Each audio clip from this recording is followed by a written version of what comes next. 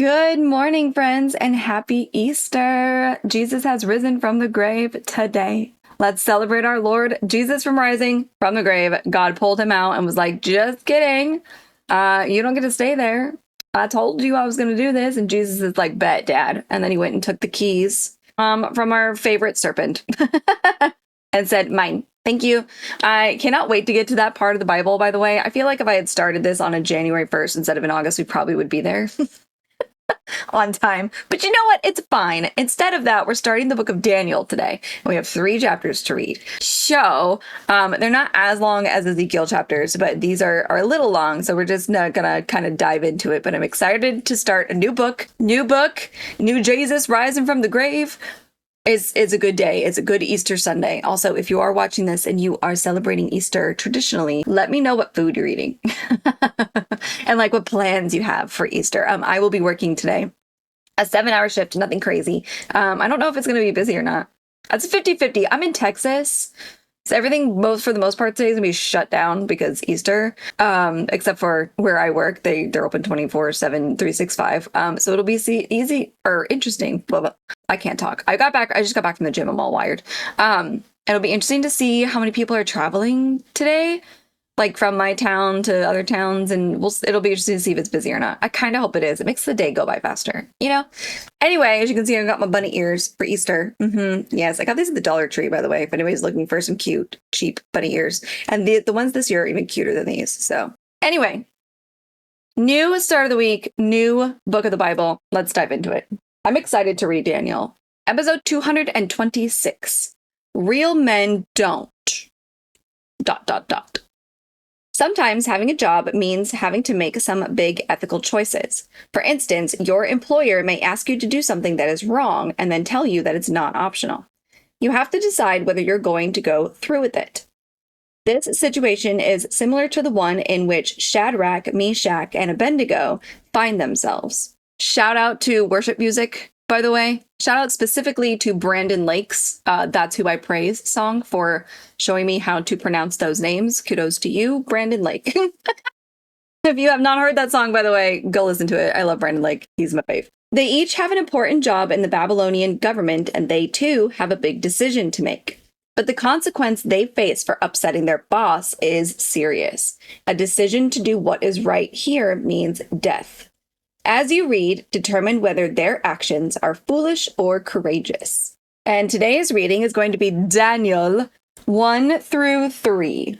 Can't wait to see how Daniel ends up in the lion's den. Because I genuinely I know he was in one, but I don't know how he got there. I'll be honest with you. Daniel 1, the choice young men. In the 3rd year of the reign of Jehoiakim, king of Judah, Nebuchadnezzar, king of Babylon, came to Jerusalem and besieged it. Oh, good. Nebuchadnezzar is back. We love this guy. The Lord gave Jehoiakim, king of Judah, into his hand, along with some of the vessels of the house of God, and he brought them to the land of Shinar, to the house of his God, and he brought the vessels into the treasury of his God. Then the king ordered Ashpenaz, the chief of his officials, to bring in some of the sons of Israel, including some of the royal family and of the nobles, youths in whom was no defect, who were good-looking, showing intelligence in every branch of wisdom, endowed with understanding and discerning knowledge, and who had ability for serving in the king's court. And he ordered him to teach them the literature and language of the Chaldeans. The king appointed for them a daily ration from the king's choice food and from the wine which he drank, and appointed that they should be educated 3 years, at the end of which they were to enter the king's personal service. Now among them from the sons of Judah were Daniel, Hananiah, Mishael, and Azariah. Then the commander of the officials assigned new names to them, and to Daniel he assigned the name Belteshazzar, to Hananiah Shadrach, to Mishael, Meshach, and to Azariah, Abednego. But Daniel made up his mind that he would not defile himself with the king's choice food or with the wine which he drank. So he sought permission from the commander of the officials that he might not defile himself. Now God granted Daniel favor and compassion in the sight of the commander of the officials. And the commander of the officials said to Daniel, I am afraid of my lord the king, who has appointed your food and your drink. For why should he see your faces looking more haggard than the youths who are your own age? Then you would make me forfeit my head to the king." But Daniel said to the overseer, whom the commander of the officials had appointed over Daniel, Hananiah, Mishael, and Azariah, "Please test your servants for 10 days, and let us be given some vegetables to eat and water to drink. Then let our appearance be observed in your presence, and the appearance of the youths who are eating the king's choice food, and deal with your servants according to what you see." So he listened to them in this matter, and tested them for 10 days. At the end of 10 days, their appearance seemed better, and they were fatter than all the youths who had been eating the king's choice food.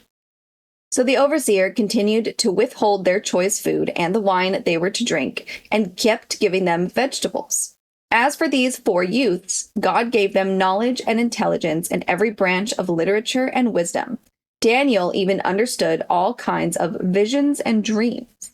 Then at the end of the days which the king had specified for presenting them, the commander of the officials presented them before Nebuchadnezzar. The king talked with them, and out of them all not one was found like Daniel, Hananiah, Mishael, and Azariah. So they entered the king's personal service.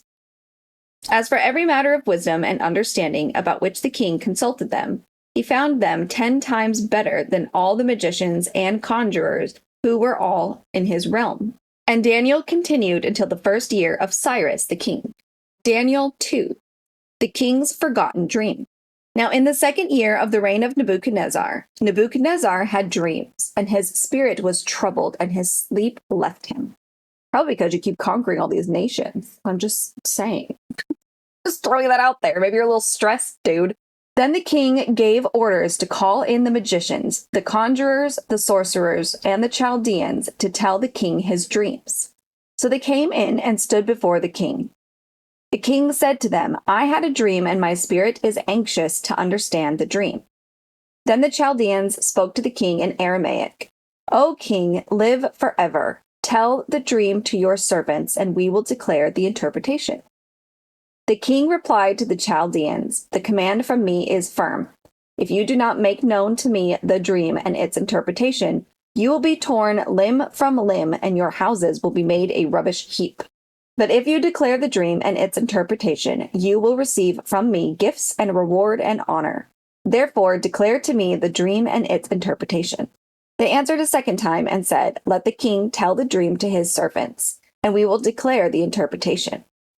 The king replied, "I know for certain that you are bargaining for time, inasmuch as you have seen that the command from me is firm, that if you do not make the dream known to me, there is only one decree for you.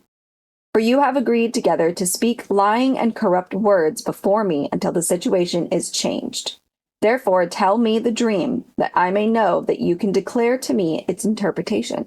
The Chaldeans answered the king and said, "There is not a man on earth who could declare the matter for the king, inasmuch as no great king or ruler has ever asked anything like this of any magician, conjurer, or Chaldean. Moreover, the thing which the king demands is difficult, and there is no one else who could declare it to the king except God's, whose dwelling place is not with mortal flesh." Because of this, the king became indignant and very furious, and gave orders to destroy all the wise men of Babylon. So the decree went forth that the wise men should be slain, and they looked for Daniel and his friends to kill them. Oh, well, that escalated quickly. Then Daniel replied with discretion and discernment to Arioch, the captain of the king's bodyguard, who had gone forth to slay the wise men of Babylon. He said to Arioch, the king's commander, "For what reason is the decree from the king so urgent?" Then Arioch informed Daniel about the matter.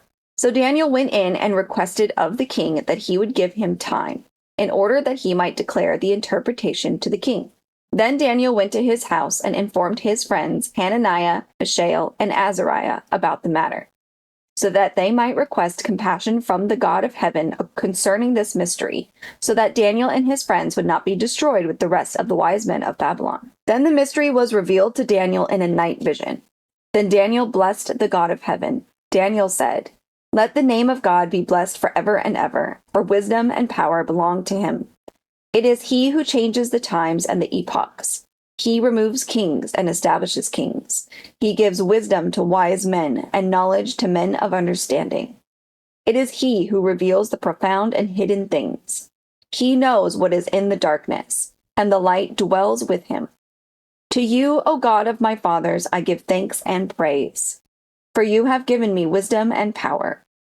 Even now you made known to me what we requested of you, for you have made known to us the king's matter. Therefore Daniel went in to Arioch, whom the king had appointed to destroy the wise men of Babylon. He went and spoke to him as follows: Do not destroy the wise men of Babylon. Take me into the king's presence, and I will declare the interpretation to the king. Then Arioch hurriedly brought Daniel into the king's presence and spoke to him as follows: I have found a man among the exiles from Judah who can make the interpretation known to the king. The king said to Daniel, whose name was Belteshazzar. The king said to Daniel, whose name was Belteshazzar, Are you able to make known to me the dream which I have seen and its interpretation? Daniel answered before the king and said, As for the mystery about which the king has inquired, neither wise men, conjurers, magicians, nor diviners are able to declare it to the king.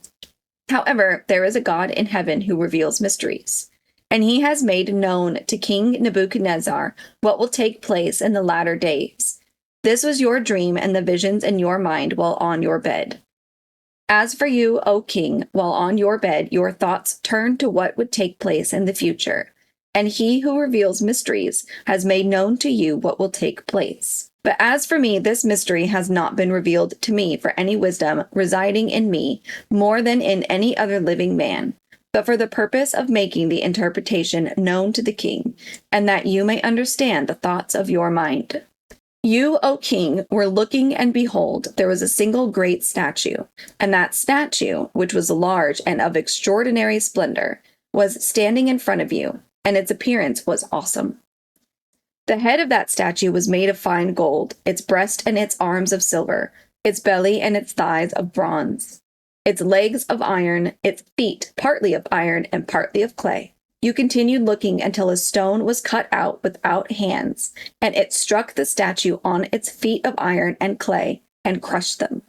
Then the iron, the clay, the bronze, the silver, and the gold were crushed all at the same time, and became like chaff from the summer threshing floors, and the wind carried them away so that not a trace of them was found. But the stone that struck the statue became a great mountain and filled the whole earth. This was the dream. Now we will tell its interpretation before the king. You, O king, are king of kings, to whom the God of heaven has given the kingdom, the power, the strength, and the glory. And wherever the sons of men dwell, or the beasts of the field, or the birds of the sky, he has given them into your hand and has caused you to rule over them all.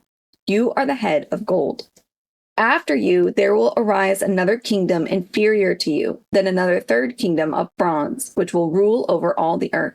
Then there will be a fourth kingdom as strong as iron, inasmuch as iron crushes and shatters all things.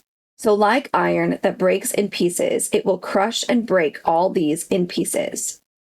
In that you saw the feet and toes, partly of potter's clay and partly of iron, it will be a divided kingdom.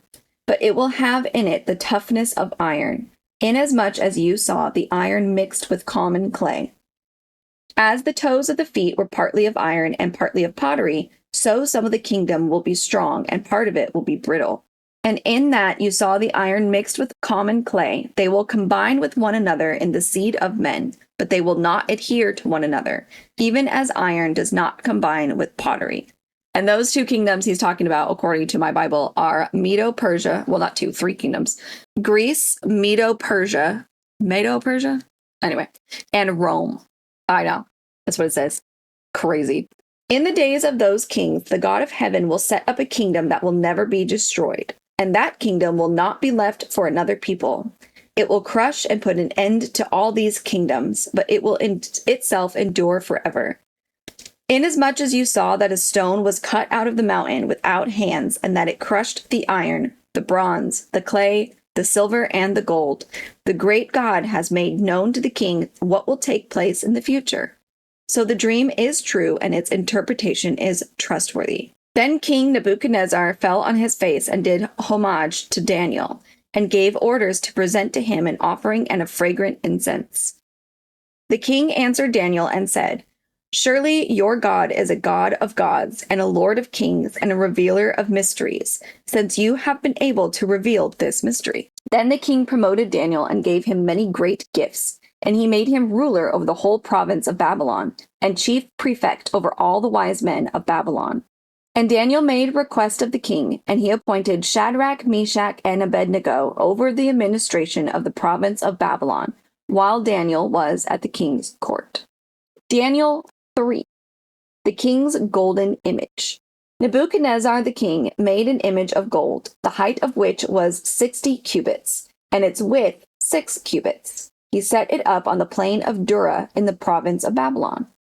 Then Nebuchadnezzar the king sent word to assemble the satraps, the prefects and the governors, the counselors, the treasurers, the judges, the magistrates, and all the rulers of the provinces to come to the dedication of the image that Nebuchadnezzar the king had set up. Then the satraps, the prefects and the governors, the counselors, the treasurers, the judges, the magistrates, and all the rulers of the provinces were assembled for the dedication of the image that Nebuchadnezzar the king had set up. And they stood before the image that Nebuchadnezzar had set up. Then the herald loudly proclaimed, "To you the command is given, O peoples, nations, and men of every language, that at the moment you hear the sound of the horn, flute, lyre, trigon, psaltery, bagpipe, and all kinds of music, you are to fall down and worship the golden image that Nebuchadnezzar the king has set up. But whoever does not fall down and worship shall immediately be cast into the midst of a furnace of blazing fire." Ugh. Therefore, at that time, when all the peoples heard the sound of the horn, flute, lyre, trigon, psaltery, bagpipe, and all kinds of music, all the peoples, nations, and men of every language fell down and worshipped the golden image that Nebuchadnezzar the king had set up. For this reason, at that time, certain Chaldeans came forward and brought charges against the Jews. They responded and said to Nebuchadnezzar the king, "O king, live forever.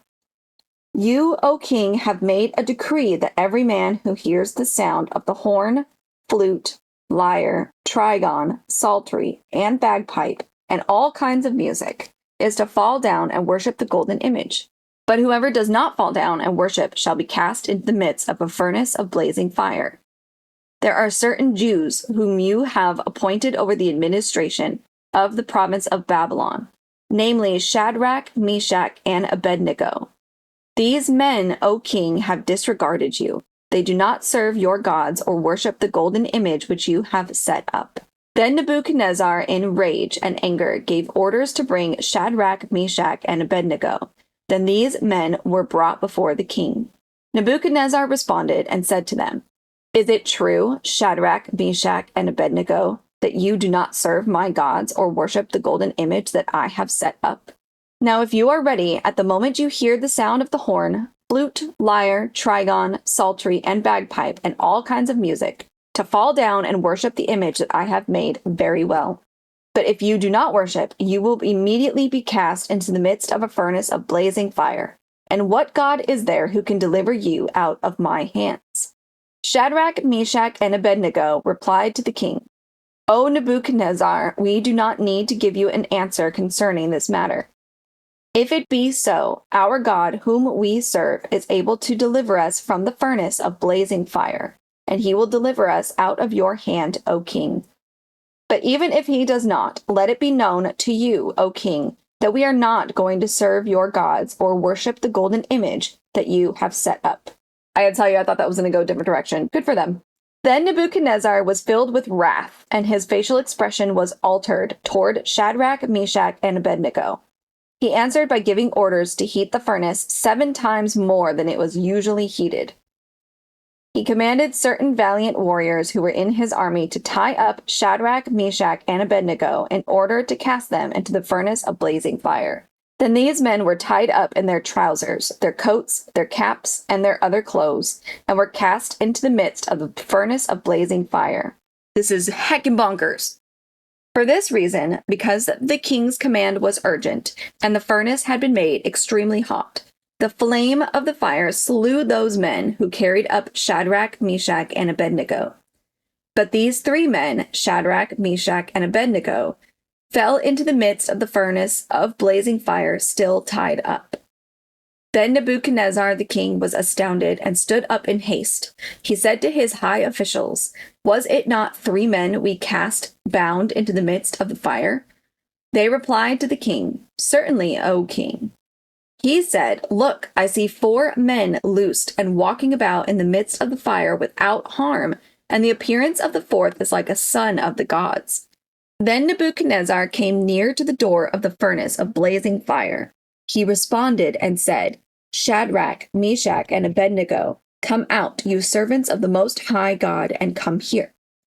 Then Shadrach, Meshach, and Abednego came out of the midst of the fire.